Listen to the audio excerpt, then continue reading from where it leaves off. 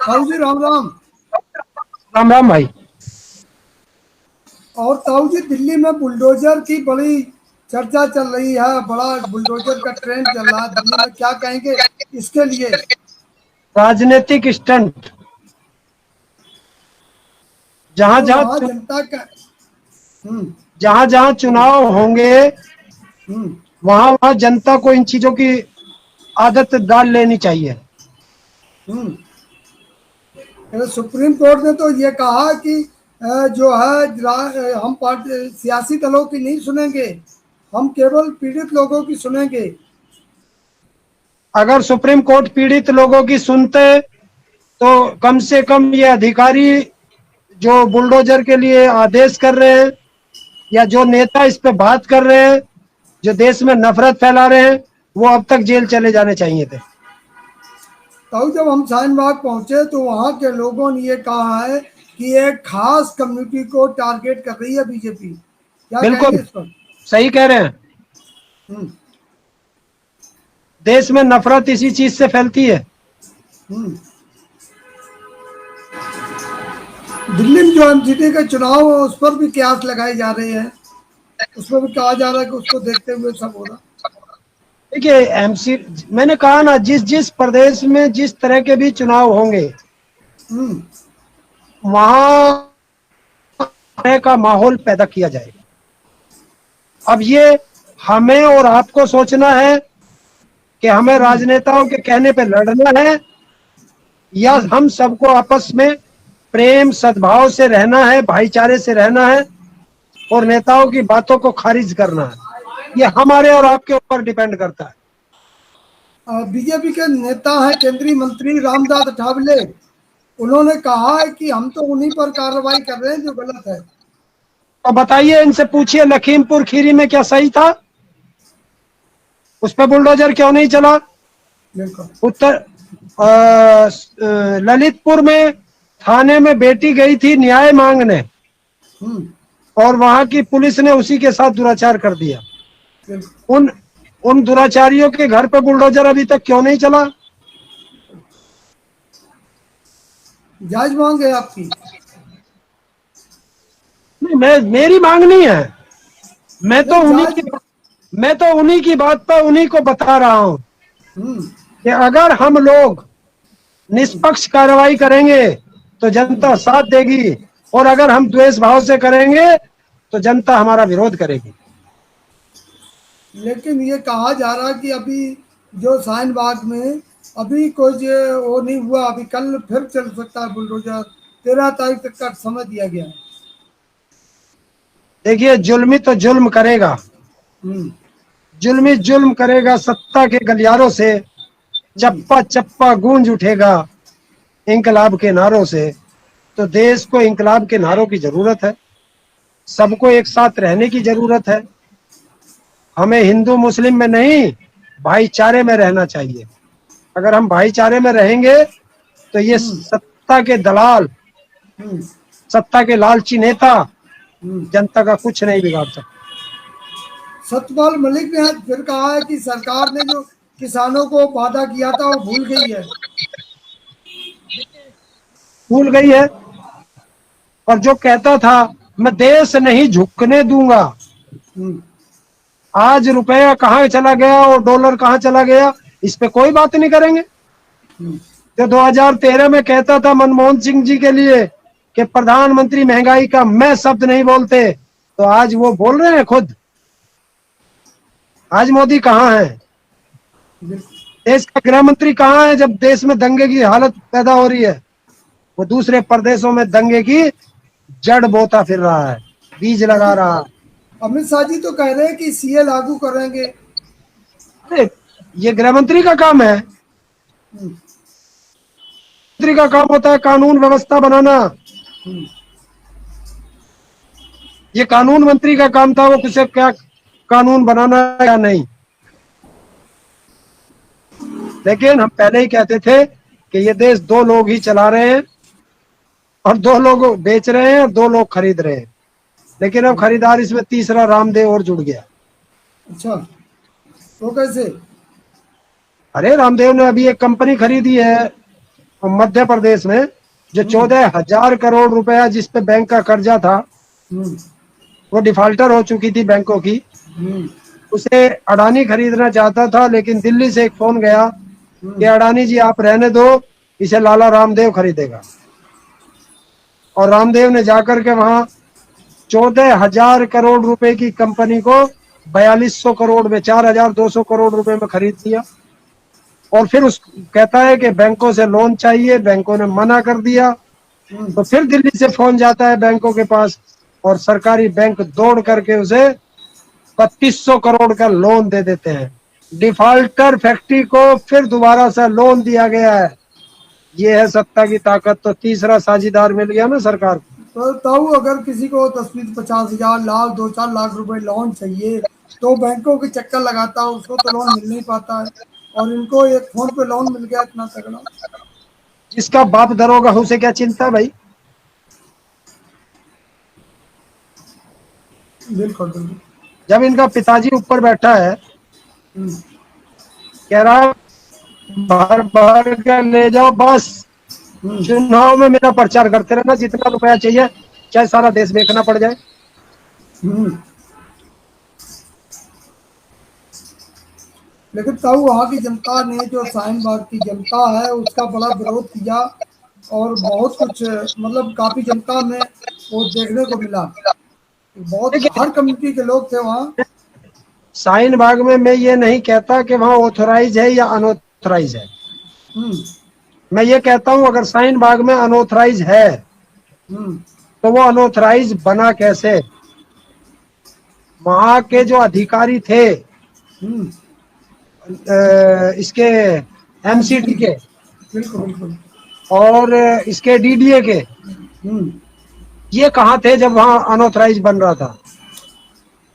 तब क्यों बन, नहीं रोक पाए। तब बनते तो सम तब उनको ये पैसा मिलता था, पैसा। मुद्दा यही है कि बनते समय नहीं रोका जाता था। और जब नहीं नहीं, जब तुम बनाओगे तो पैसे लेके चले जाएंगे, और 10 साल बाद तुम्हें अनऑथराइज बता के तुम्हें बेघर किया जाएगा। तो सबसे पहले तो उस टाइम से लेके आज तक जितने भी वहां अधिकारी इस चक्कर में रहे हैं, हम्म, उन सब के से वसूल किया जाए वो पैसा। कितना उसके तोड़ने में खर्चा होगा, कितना उन लोगों के उसे बनाने में खर्च हुआ है। मैं कहता हूं वो अनऑथराइज है हम्म, तो उन अधिकारियों पे दंड होना चाहिए, उनकी सारी संपत्ति जब्त करनी चाहिए। उनकी नहीं, उनके परिवार की भी। क्योंकि जब अपराधी मैं होता हूं तो बुलडोजर मेरे घर पे चलता है, घर मेरे परिवार का भी था, तो सजा मेरे परिवार को भी मिलती है। बिल्कुल तो बिल्कुल। वो सजा, क्योंकि वो हराम की दौलत में वो परिवार पूरा सहभागी था। तो उन सब परिवारों के, जो अधिकारियों के परिवार है, उन सब की सारी संपत्ति सरकारी घोषित करें। और अगर सरकार ऐसा नहीं करती है तो सरकार अपराधियों के साथ खड़ी है। लेकिन जो उन पर उंगली उठाई जा रही है, जो वहाँ पर जो विपक्षी पार्टियों के लोग पहुंचे हैं, उनको गलत ठहराया जा रहा। बोले ये तो इनको मिनी पाकिस्तान बना देंगे अगर इनको नहीं भगाया गया तो। 8 साल से क्या कर रहे थे फिर ये। हम्म, कैसे भगा दोगे। इनके बाप का देश है। जो इस देश में रहता है वो हिंदू हो या मुस्लिम हो या सिख हो या ईसाई हो, ये हम्म। सबका देश है। यहाँ से कोई किसी को नहीं भगा सकता। सिर्फ ये राजनीतिक रोटियां सेकने का काम है, और देश में हिंदू मुस्लिम की नफरत फैलाने का काम है, बाकी कुछ नहीं। तो जिस तरह से उत्तर प्रदेश में एक बहुत बड़ी खबर चल रही है कि राशन कार्ड वापसी को लेकर, राशन कार्ड सेंटर को लेकर, उस पर क्या कहेंगे। खबर बताओ क्या है, मुझे पूरी जानकारी नहीं है। तो जानकारी मैं दे देता हूँ आपको। उत्तर प्रदेश सरकार ने और तमाम सरकारों ने ये कहा है कि जो राशन कार्ड 80 करोड़ लोगों को जो राशन फ्री मिल रहा था, वो राशन कार्ड अब उन लोगों के रहेंगे जो लीगल हैं। अगर आपके पास मकान है तो आप राशन कार्ड रखने का अधिकारी नहीं है। आपके घर में फ्रिज है तो आप अधिकारी नहीं है। और आपके पास गाड़ी है, मोटरसाइकिल है, कार है, तो आप अधिकारी नहीं है।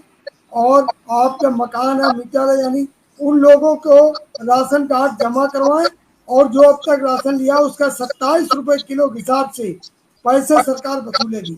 मैंने ये जब चुनाव के दौरान मैंने कहा था हम्म, कि इस 5 किलो अनाज के चक्कर में मत पड़ो, तुम्हारी चमड़ी उधेड़ के भी ले लेगी ये सरकारें। आपको याद होगा, बिल्कुल कहा था आपने। कहा था। तो वो चमड़ी उधेड़ के ही लेगी ना। जब वोट लेनी थी, जब तो धड़ाधड़ बांट दो। हम्म, अब सरकार बन गई तो चमड़ी उधेड़ के वापस ले लो। लेकिन ताऊ एक बात बताओ, जब ये कह रहे थे कि 80 करोड़ लोगों का हम पेट पाल रहे हैं और अब वो राशन कार्ड आप वापस ले लोगे, राशन नहीं दोगे, तो वो 80 करोड़ में क्या होगा, वो कैसे पलेंगे? भैया एक चीज तो बताओ, हम्म, ना तो ताऊ राशन लेता, न ताऊ का राशन कार्ड है। हम्म। तो ताऊ तो जो बात कहता है सच कहता है, किसी को हो यानी सकता बुरी लग यानी आप सकती 80 करोड़ में से नहीं है। नहीं है। लेकिन ताऊ उन अस्सी भार- करोड़ लोगों का भारत होगा का क्या? भारत का वो विकलांग हम्म, जो सरकार की पेंशन नहीं लेता, विकलांग पेंशन, सरकार की सम्मान निधि नहीं लेता, और सम्मान सरकार का 5 किलो राशन नहीं लेता, देश का पहला विकलांग हूँ। लेकिन ताऊ कहीं ना कहीं सवाल ये उठता है कि 80 करोड़ लोग जो जिनका पेट सरकार पाल रही थी, परिवार सरकार पाल रही थी, उनका होगा क्या, उनके पांच बारे किलो में? 5 किलो अनाज में मैंने पहले भी कहा था, किसी का पेट नहीं भरता। लेकिन चलो भरता नहीं है, अब मान लो आप कह रहे थे, ये बात आपने कई बार कहा है, बहुत बढ़िया बात कही आपने कि 5 किलो में होगा क्या, 83 ग्राम आ रहा था एक आदमी को। लेकिन समस्या ये है कि अब वो सरकार के जो दावे थे कि हम 80 करोड़ लोगों का पेट भर रहे हैं, तो अब 80 करोड़ लोग क्या भूखे मरेंगे? नहीं जूता लेके सरकार के पीछे होंगे। वो तो कह रहे हैं कि 27 रुपए किलो से हम वापिस वसूलेंगे। बढ़िया है, वसूलना चाहिए। हम्म, हमारे देश की जनता अनपढ़ है और उसको यही भाषा समझ में आती है। हमने बहुत समझाया था कि ये लुटेरे हैं, देश को लूट के खा जाएंगे और तुम्हें भी लूट लेंगे। तो हम्म, तुम्हें लॉलीपॉप दिया और चुनाव के दौरान तुमने सबने उस लॉलीपॉप को चूसा, हम्म। और अब उसका दंड आपको भुगतना पड़ेगा। कहीं ना कहीं ताऊ इसमें राजनीतिक जो है हथकंडा भी बताया जा रहा है साइन बाग में। राजनीति तो सारे में हो रही है। हम्म, सरकारों का काम नहीं होता है मंदिर मस्जिद बनाना या तोड़ना। हम्म। मंदिर मस्जिद गुरुद्वारे चर्च बनाना आम जनता का काम है, उस कम्युनिटी का काम है, वो बनाए या ना बनाए। लेकिन जब देश की सरकारें धर्म के अंदर घुस जाएंगी, समझ लो उस देश जो है विनाश की तरफ। लेकिन ताऊ जिस तरह से पंजाब में कहा गया था कि किसानों के सरकार हित में बात करेगी, लेकिन वहाँ के भी किसान फिर नाराज हैं पंजाब में। तो आप भी किसान नेता हैं, क्या कहेंगे? जहां जहां किसान परेशान होगा तो नाराजगी तो जाहिर करेगा भाई। हम्म, और क्या करेगा? देखिए सरकारें हमारी रिश्तेदार नहीं है। हम्म। वो सरकार कोई सी भी हो, जो किसानों के साथ अन्याय करेगा, किसान उसका भरपूर विरोध करेंगे, पुरजोर विरोध करेंगे। वो दावा चाहे ये अभी चंद दिनों पहले सरकार बनी और उसने बड़े बड़े दावे किए थे किसानों के लिए, लेकिन एक भी दावा पूरा नहीं हो रहा है। नहीं, अभी कुछ देखिए, जब भी कोई नई सरकार बनती है तो 6 महीने का समय देना चाहिए। लेकिन वहाँ के जो नियोग हैं उन्होंने शोर मचाना शुरू कर दिया अभी से। नहीं ठीक है, शोर भी बचता रहना चाहिए ताकि सरकारों को याद रहे कि आप ये वादा करके आए थे भाई। आपको 6 महीने का समय है, समय होता जा रहा है कि 2 महीने गए, 3 गए, 4 गए, 5 गए, भैया छठा आ गया, इसमें करना पड़ेगा, वरना तेरे खिलाफ भी एक्शन एक्टर होगा। तैयार है। अच्छा एक बात बताओ ताऊ, जिस तरह से ये सियासत चल रही है लाउड स्पीकर की, और राज ठाकरे जी आ रहे हैं अयोध्या, क्या कहेंगे इस पर? ये तो ये कोई यहाँ कोई अयोध्या में कोई पासपोर्ट लगे है? वो कह रहे हैं कि साहब वहाँ के लोग गुस्से में हैं अयोध्या के कि इन्होंने जो है गलत बयानबाजी की है। कुछ नहीं है, ये सब बेवकूफ बनाने की है। जो जो बाजारू मीडिया है ना, दलाल मीडिया, जिसे बाजारू मीडिया कहता हूं मैं, ये सब उसकी देन है। कितने लोग अयोध्या आते हैं रोज, बहुत या सारे। काशी जाते हैं, कितने लोग वापस जाते हैं, तो उनकी चर्चा कोई नहीं करता। हम्म। राज ठाकरे की चर्चा क्यों कर रखी है? देश में नफरत फैलाने के लिए। अरे जब कितने राज ठाकरे रोज आते हैं अयोध्या, आके चले जाते हैं, आएगा चला जाएगा, दर्शन करेगा चला जाएगा, दिखाओ मत ना। लेकिन ताऊ आज जी शाहीन बाग में एक अलग चीज देखने को मिली है। वहाँ मीडिया के जो बड़े स्ट्रीम मीडिया के जो चैनल थे, उनको गो बैक मीडिया के नारे लगाई जनता ने, वहाँ के लोगों ने। अरे यार, पेड़ बोया बबूल का तो आम कहाँ से खाओगे हैं? सारा दिन बैठ के टीवी पे तुम हमें गाली दोगे और फिर हमसे उम्मीद करोगे कि हम तुम्हारे लिए फूलमाला बरसाएंगे। हम्म। शाम को देखना किसी भी चैनल पे, किसी भी चैनल को खोल कर देख लेना, उनका शाम को प्राइम टाइम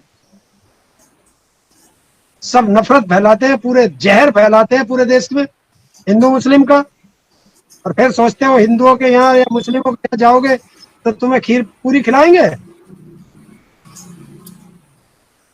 वहाँ के लोग जो थे, हमने भी पूछा उनसे कि भाई आप ऐसा क्यों कर रहे हो, तो बोले ये सही खबरें नहीं दिखाते तो हम क्या करें। बिल्कुल सही कर रहे हैं वो गोदी मीडिया के साथ। मैं उन लोगों से अनुरोध करूंगा किसी सोशल मीडिया के पत्रकार को ना छेड़ा जाए। और गोदी तो मीडिया, क्या। मैं तो चाहता हूँ गोदी मीडिया अखबार हो जाए, इनके टीवी चैनल भी देखने बंद कर दे जनता, और इनके अखबार भी पढ़ने बंद कर दे, अकल आ जाएगी इनको। अब अभी ताऊ देखा आपने मीडिया का स्तर कितना गिर चुका है। अभी कल परसों में खबर आई है, 3 दिन पहले मीडिया का स्तर बहुत नीचा गिर गया। 142 से 150 नंबर पे चला गया, और कितना गिरोगे? शायद बहुत शायद इतनी बार तो बरेली के बाजार में झुमका भी नहीं गिरा जितना इस मीडिया का स्तर गिर चुका है। तो जापान में इंडियन मीडिया थी, उसको एंट्री नहीं करने दिया गया। ठीक करा वो, अगर वहां जाते तो वहां भी है नफरत फैलाते। जापान ने बिल्कुल सही किया। और अभी जहाँ देश के प्रधानमंत्री गए थे जापान में, हैं? जापान में। वो जापान में थे जहाँ मीडिया को अंदर नहीं जाने दिया। हाँ, जापान की बात है। सही करा उन्होंने, पता था कि नफरत फैलाएंगे, इनके पास खबर करने को तो कुछ है नहीं। और मैं तो पूछता हूँ कि ये जो पत्रकार है, दलाल मीडिया है, ये जहां जहां मोदी जाता है वहां वहां क्यों जाते हैं? जब मोदी इनको बाइट ही नहीं देता तो ये क्या वहां लड्डू लेने जाते हैं? जब देश के प्रधानमंत्री से सवाल नहीं करते, तो इसी तो कहता हूँ कि ये पैकेज होता है इनके पास कि इतना रुपया मिलेगा, आप जाइए वहां ये चीज दिखाइए। नहीं, मोदी जी ने अफसोस तो जाहिर किया है कि मीडिया को अंदर नहीं जाने दिया गया। अफसोस तो ओ माय गॉड तो बोला था। ओ माय गॉड, ये क्या है? इससे क्या होता भाई? अफसोस जाहिर किया था ओ माय गॉड। इससे अफसोस, ये अफसोस कहाँ है? इसे अफसोस नहीं कहते, ये अफसोस नहीं होता। फिर तो जय श्री राम थोड़ा बोलेंगे। ढोल बज रहा था वहां तो। यही गोदी मीडिया कह रहा था ना, मोदी का डंका बज रहा है विदेश में। तो जब ये वहां गए नहीं तो इन्हें क्या पता वहां डंका बज रहा या ढोल बज रहा? बताओ। हुआ तो गलत मीडिया के साथ इस तरह से नहीं, बहुत अच्छा हुआ। मैं इस चीज के समर्थक में हूँ कि उस देश ने ऐसे गिरते हुए स्तर के मीडिया को, और जो देश में नफरत फैला रहा हो, ऐसे मीडिया को बाहर रखा। बिल्कुल सही कर। ये मेरी अपनी है, हो सकता है आपको अच्छी ना लगे, लेकिन मैं एक देश का नागरिक होने के नाते देश में नफरत फैलाने वालों के साथ ऐसा ही होना चाहिए। ये इन्हें सही जानकारी मिली। तो सिलेंडर और पेट्रोल डीजल के दाम फिर बढ़ रहे हैं, क्या कहेंगे इस पर? अच्छा है क्या यार, तुम भी पत्रकार होकर के ऐसी बात करते हो? क्या देश हित में तुम 1000 रुपए का सिलेंडर नहीं खरीद सकते? 1000 रुपए के ऊपर हो गया सिलेंडर के 1000 रुपए दोगे आप दिल्ली में तो आपको 50 का हो गया, 50 पैसे की टॉफी फ्री मिलेगी।